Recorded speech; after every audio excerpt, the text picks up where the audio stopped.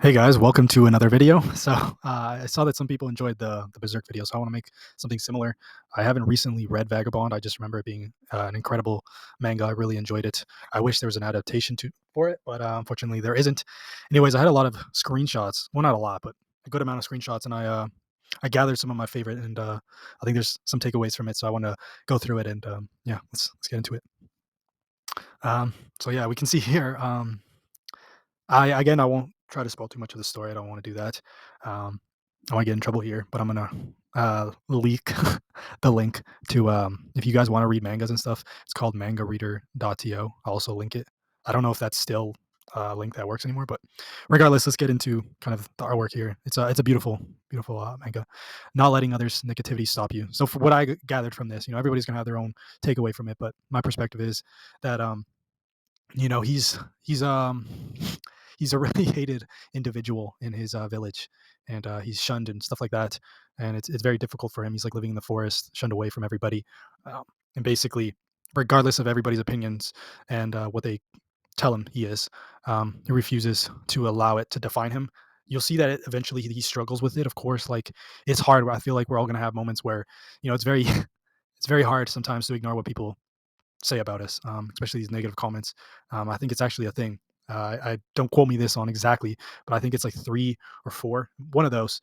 It takes three to four bad things, or no, wait, good things to take away one good thing. So let me explain that. So basically, somebody could say um, one bad thing to you today. It would take three or four bad, I mean, good things for that to kind of disappear from your conscious, and then for you to be able to highlight more of the good stuff. So intentionally, just as we are as humans, psychology wise, that's how our brain works. That we focus on the negative details that people tell us, and it's harder for us to for good things to outshine. Like think back throughout your day. Like, is it easy for you to talk about the bad stuff, or is it easy for you to talk about the good stuff? If you had a bunch of bad stuff happen to you and a bunch of good stuff happen to you one day, most likely the bad things are going to be highlighted in your head. It's going to be hard for you to outshine that, and that's something that we can work to obviously improve that, but just as we are as humans, that's just how it works. But yeah, anyways, this character is really resilient, similar to Guts actually, and another reason why I love him. And I'm a big fan of this medieval, or not medieval, but like the past, where samurais, knights, Vikings, all that kind of stuff. I'm just a huge fan of it. But anyways, yeah, he regardless of what people think of him, he continues in his journey. So um, I don't think it's revealing too much. He does become a Ronin in his journey. He's an incredible fighter, incredible warrior, and it's just an incredible story. Like listening to how he deals with it and on his struggles is very like Berserk. It's a very real perspective that you get to see in it, and yeah, it's great. Anyways, you can see here. I'll give you a moment to kind of look at this, but yeah, trust in yourself and trust in the universe and or God. Again, this is what I'm taking away from this image.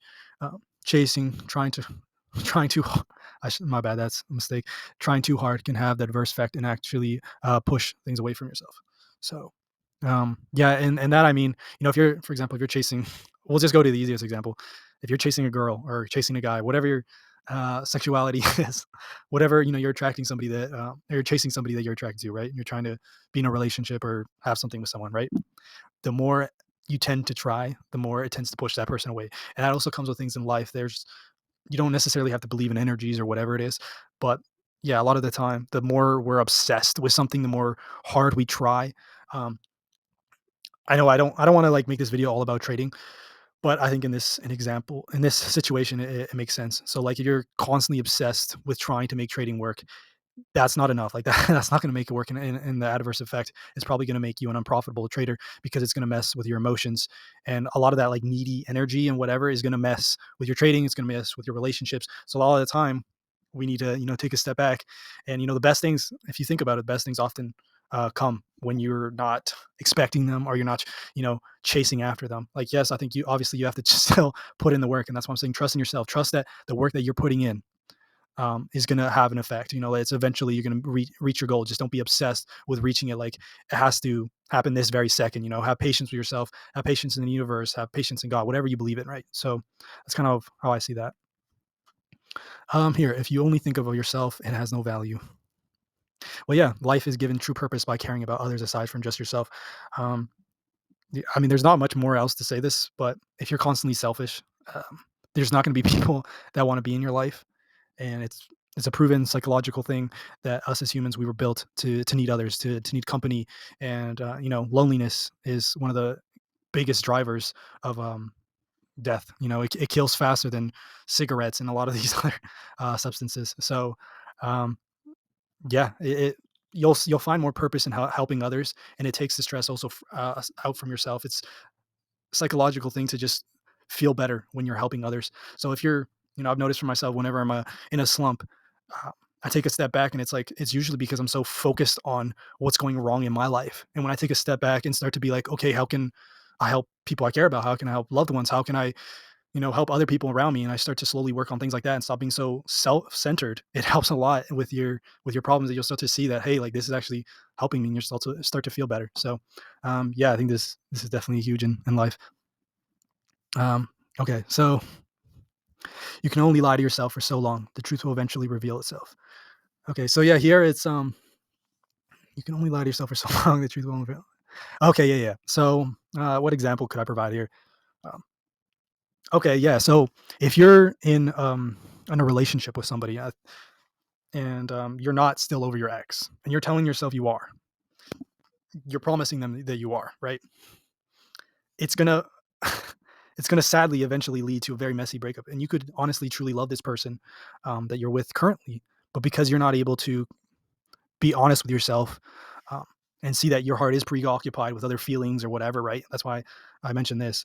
Again, this is very perspective wise. Like anybody could take this however they see it, but it's just immediately that's how I saw it when I saw this image. Um, is that, yeah, it's a common thing where people aren't completely honest with themselves, and it affects other people around them. When you're working a job that you hate, that yes, maybe you need to do it, like it's a necessity. But if you're not working on things outside of your work, um, that are true to your purpose of what you want to get out of life, then you're always going to have that feeling in your heart that like something's not right. Like I'm not fully satisfied, I feel like is a big thing. And that's, the heart is preoccupied with these feelings of guilt or whatever it is. And it comes from you not being honest about your true desires, about your true purpose, your true focus. And a lot of the time we don't really think about these things because it hurts to think about them. It's tough, it's difficult. You really have to dig deep. And sometimes, digging deep brings out things that we don't want to think about, we don't want to deal with. And it's scary. I mean, for me, something that has kept me away from therapy has always been the thought of having to unbury those things. And it's like, okay, no, I have to put myself in a better place first. Like I can't just do all this. I can't take on, therapy right now because it could reveal all these things that I don't really want to deal with right now. Um, but then what? You're just pushing it away, and then I don't know, maybe more problems come into your life, and you're just continuing to lie to yourself, and eventually it bursts. And if you guys have watched any of my previous videos, I've mentioned a few times that it's been a little over a year ago now, but I had an instance where a lot of things I kept lying to myself, and I was living in this spiral of it, and I was working on myself still, but like I was working on the outside, and I wasn't peeling back any of the layers to fix. It was like something was rotten inside of me, and I was I don't know how to make this like a good visual, but like I was just working on the outside while there's still rot in the middle, So eventually it doesn't matter how much I'm working on the outside, that rot is going to continue to spread and spread and spread. And yeah, I got to a point where, things happened in my life where it just burst, and I couldn't ignore, all these lies, and it just exploded into the situation where it brought me to a very low point. And it's like I don't think that's obviously the right way to deal with things is by digging them deep, right? Or I know it's a masculine thing to want to bury our feelings and that we're not allowed to talk about things. But even if you truly feel like you have no one to talk to, which I'm telling you right now, that's never the case. You can always reach out to somebody, even a stranger. I'm telling you, people suck a lot of the time, but there are good people out there. There are good people. So, regardless, yeah. Sorry, I was on the subject of burying it, and you can start working on doing things like that with yourself, taking it day by day. Slowly picking at, whatever thing that you keep lying to yourself about, right? You can slowly start working toward your goals, start making daily achievable things. Like, there's a way out of having this heart being preoccupied, because if you don't deal with that, it's going to be with you for the rest of the life. You've seen these, or I've seen, at least I know that there's videos out there of people talking about like, hey, like I'm 70 years old, I'm 80 years old, and I'm depressed because I never did this, or I regret this. And I think that's ultimately like one of the worst things, I think, for me, And I think for most people is regret, the regret of not doing things, the regret of not working on yourself or not taking that chance or whatever, right? So that was a lot of yapping away, but hopefully you got something out of that. So here's the next picture. So yeah, it's this pretty much ties in with the last one. Is at least for me, from what I see it is, he's implying that maybe the answer is always somewhere inside of us, and that we need to look inwards instead of again running away. And yeah, I think that's something that connects. Wow, I feel like a dick because I don't remember his name, but the main character from Vagabond and Guts from Berserk is that they're dealing with a lot. Their circumstances suck, and regardless of it, they are resilient and they keep pushing forward. And you start to see them, um, from meeting. Actually, I think there's a huge thing is the people they meet, the experiences they have, are the things that push them to then start looking inwards and realizing, hey, like the stuff that I'm dealing with, other people can help me. I can work on myself, and I've been running away from whatever's going on with me. So yeah, this again ties in with the inside. You can see here he had, yeah, I won't spoil too much, but you can tell there's a little bit of romance in this one. So presence is key. So yeah, ultimately, if you're constantly looking in the past and you're constantly looking in the future, which is hard, a lot of time it's hard to not be preoccupied with like, oh, like my next bill's coming. How am I gonna deal with that? Or this happened in my life and it still hurts me, and those feelings come rushing back.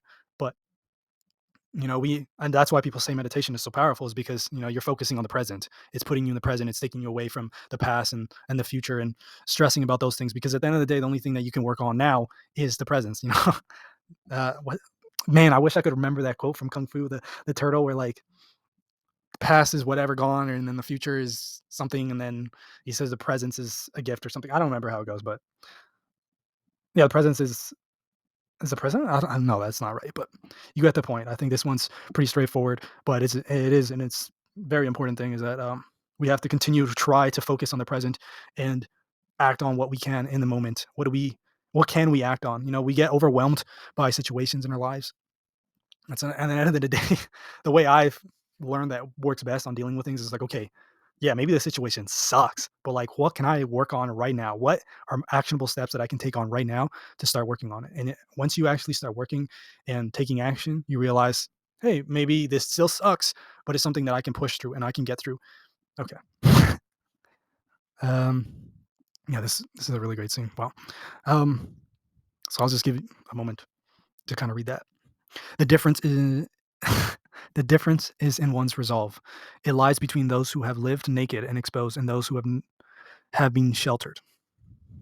Between those who are committed to climbing the highest peak and those who are content to gaze down upon their own town from a small hill. So basically, for me, it's like, what are you content in with life? Some people are content with a comfortable life, than the so-called normal life. They don't crave anything bigger, and other people have bigger aspirations. And it doesn't mean one's right or one's wrong. Whatever makes you feel purpose. I feel like there's so much to like whatever makes you happy, and I think that's the wrong thing to chase. I don't think we should be chasing happiness. Ultimately, yeah, happiness is great, but it's an emotion and it's fleeting. But purpose is something that sticks with us and gives us, a reason to get up every day. It's not like every day I'm getting up and it's like I'm gonna be happy today. I'm gonna be happy today, and then if I don't, then you immediately feel shitty. Like, oh, today was a failure because I didn't feel happy today. But then it's like, okay, but if I'm working on something that gives me purpose, I can't have a shitty day. But ultimately, when I go to bed at night, knowing that I worked on something that gives me purpose, it makes me feel better. Like there's some, maybe it's not happiness, but there's some form of um, I don't have the right word or whatever, but hopefully you get the idea that I'm trying to paint. But also, yeah, as we can see here, I said your pain can also make you stronger. So another takeaway that I saw from these two images is, some people are dealt a shitty hand, just right from birth. They have horrible circumstances. But if you think about it, compare somebody that, is a hedge fund kid or whatever, and is just handed everything. Those people usually suck. Their personalities quite bluntly are boring or egotistical. There's something, just you don't like, right? There's something wrong with that person because everything's been handed to them. They've never had to work for anything in their life. Versus somebody I can I mean, I'm not saying it's just a blank true statement, but usually, people that have really gone through shit are much better people because they know how, they don't want other people to experience what they've experienced. Ultimately, if you went through a lot of shit and you come out of it a good person still. You're an amazing person because you were able to go through all the terrible things, have all that experience. There's just so much more depth to a person that went through all that pain. They it's I mean, it's unfortunate, but there's usually stronger people, and those are the people that you see that can just push through anything and are just amazing people. Like when I think back, the most incredible people I've ever met are people that have gone through a lot of shit. And a lot of time you don't really, you don't meet them immediately, and you're like, oh wow, this person probably went through this and this. Actually, I have an experience recently. Within the last 6 months, I made a new friend, and just right off the bat, I was like, "This guy's vibe. Like, I can feel like we're just on a similar level." Not that I've went through the same experience of pain, but I could just tell that there was more to him, and he was just such a good person that I was like, I feel like there's something more to him, like that made him this good person. There's like some pain that he carries that made him into this good person that he is, this friendly guy. And as we got to know each other, I realized, hey, like we do have similar circumstances where this guy went through a lot, and I was like, it's super. I admired him a lot. There's a lot to admire out of somebody that's able to go through all that and still come out a good person. So yeah, regardless, you can either let your pain destroy you and become a shitty person, or you can allow it to transform you and use those experiences to for good, as for yourself and for people around you, right? So okay, yeah, this is just a beautiful image here. I won't spoil anything, but please read Vagabond if you're into mangas. It's an incredible manga. Um, yeah, here we go. So there's a scene here where he has a point of reflection. Be thankful for life, be thankful for every day you have. Gratitude is an essential practice. So a lot of people that say, hey, if you want to live a happy life, you need to practice gratitude. And I'm not. I wouldn't say I still struggle with my religion. I'm a former Mormon. I guess you would call me an active Mormon. If you guys ever want to hear that story, I'd be open to share with it. But regardless, I won't go too into depth, but it's something I've struggled with my relationship with God. I won't go into too much detail, but basically, I think the form of practice, no, like the form of praying in itself is, a gratitude. A lot of the time when you're praying, you're reflecting on your day, and that gratitude. I'm not saying everybody that has a religion and prays is happier, but you tend, and actually, if you search up the statistics, they tend to be happier. They have a better outlook on life. Is I think has to do somewhat with the fact that they're doing this consistent act of gratitude every day, or often. And there is a lot of things to be grateful for in our lives, and we tend to, like I mentioned earlier, we tend to overlook it because of all the other bad things that are going on that outshine it. Psychologically, it's hard for us to take a step back and look at the good stuff and be like, hey, I still have a roof over my head, or I still have a plate ahead of me, or still have family, or still have friends, or there's always something in our life that we can be grateful for. It might be hard, really hard sometimes, truthfully, but we can always find something. So yeah, here's some images to enjoy. I will link this. Yeah, in summary, life is hard, life is horrible, but also life is beautiful. Sometimes you just have to open your eyes to it, or open your eyes to see it. Um, yeah, hopefully you guys enjoyed that. Um, I will link this if you guys want, and you'll have all this artwork or whatever, and I'll try to find the site for the manga, but maybe the one that I was using is not active anymore, so we'll see. But yeah, hopefully you guys enjoy this video. Let me know if you guys enjoy this type of content, and thank you for watching. Peace.